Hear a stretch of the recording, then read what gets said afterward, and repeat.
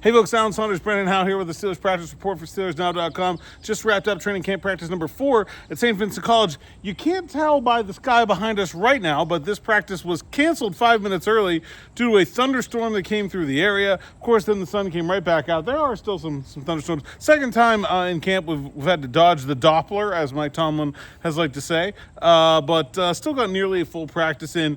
The conditions have been steamy, hot, humid, the kind of conditions that breed thunderstorms, also the kind of conditions that breed intense, miserable, nasty training camp practices, what Mike Tomlin has been looking for.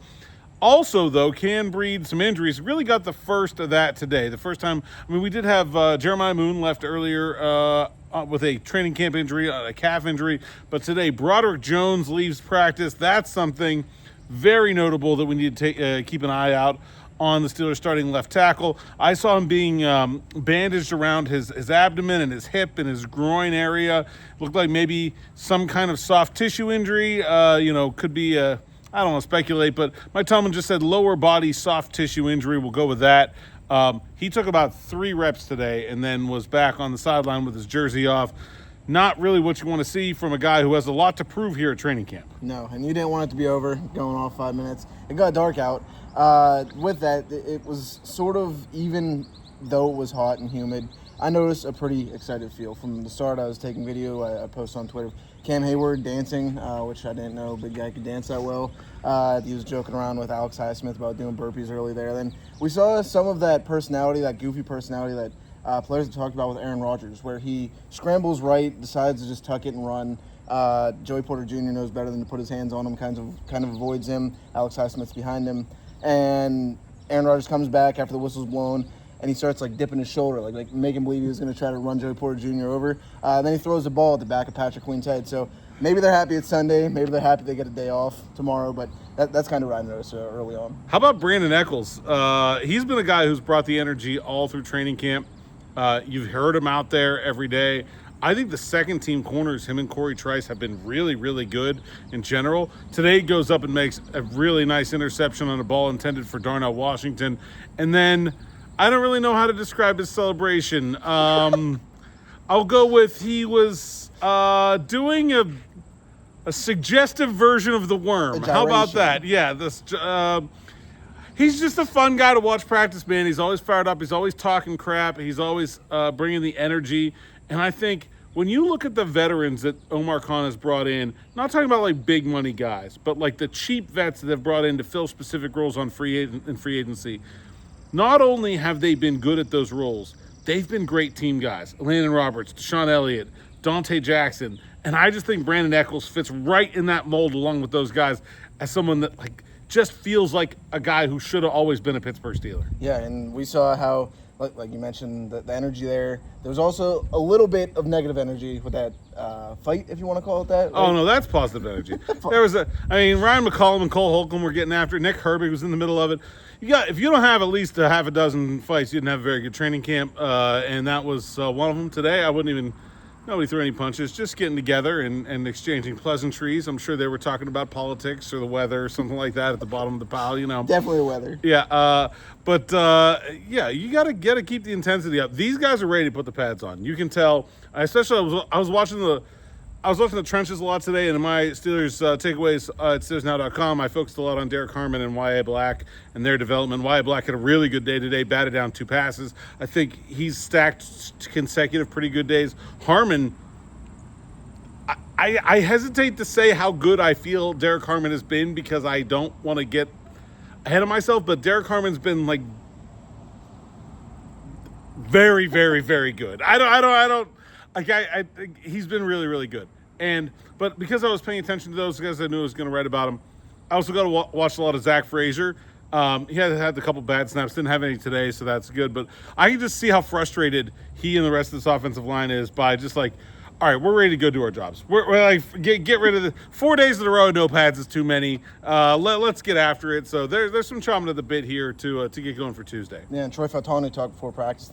He said that's kind of the final step of his recovery of the injury last year. He's excited to get them on. He talked kind of how he's a big guy, somehow still kind of regarded as undersized, same with Zach Frazier. He talked a little bit about that, which I thought was funny. He's excited. Everybody else is excited. I'm sure you will want practicing practice to end 5 minutes early going forward. Huh? No, I don't care. They can get in practice whenever they want. That's up to them. But I thought Troy Fautano actually had his first kind of struggle day today. Had a false start in 7 shots.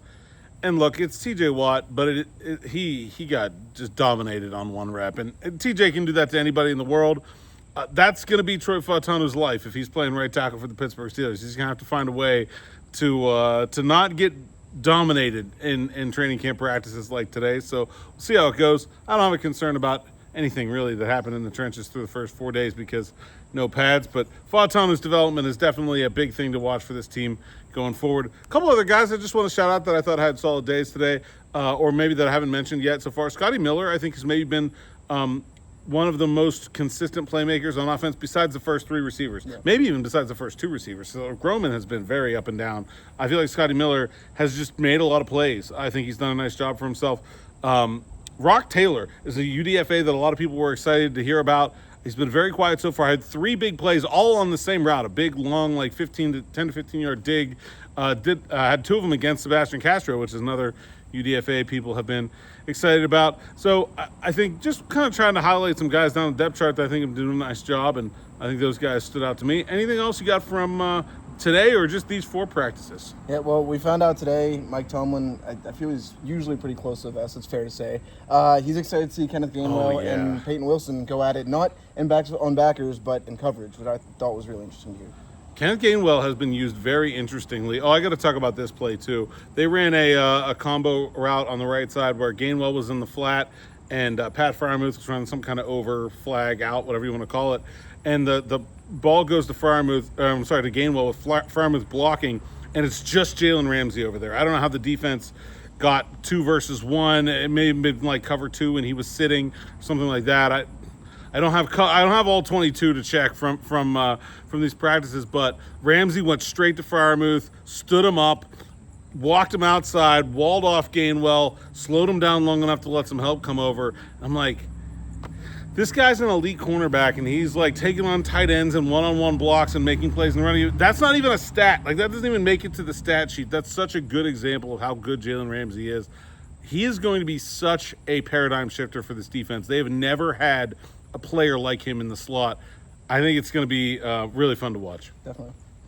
That's all we got for today, and that's all we got for now. We have an off day on the horizon. I am, for one, looking forward to that, but we will still have our normal repertoire of Steelers Morning Rush, Steelers Afternoon Drive on Monday, and then back here at St. Vincent College on Tuesday for the first practice in pads. We'll have the full blown out coverage for that practice report, afternoon drive, morning rush, sights and sounds, the whole 9 yards. You got to like, subscribe, hit the bell for notifications here on the YouTube channel so you don't miss a thing. If you're listening somewhere else, give us a 5-star review. We really appreciate that. Until Monday morning, I'm Alan Saunders. That's Brandon Howe. Thanks for listening. Thanks for watching. We'll see you next time.